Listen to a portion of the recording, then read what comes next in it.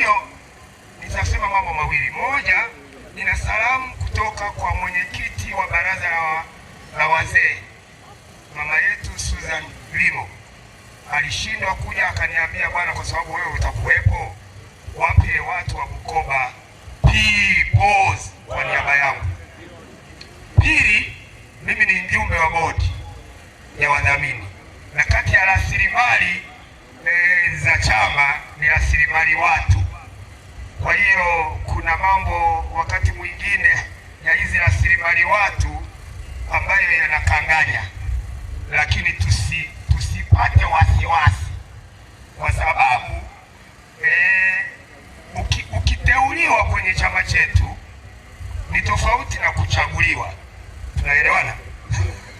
Ukiteuliwa kwenye chama chetu ni tofauti na kuchaguliwa.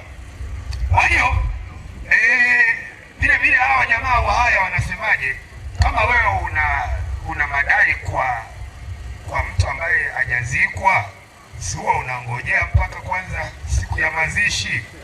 Kwa hiyo kama mnaelewa nitashukuru, lakini nasisitiza kama mjumbe wa bodi, tunyoke na mambo ya no reform no election na mambo ya stronger together. Haya mambo mengine haya side shows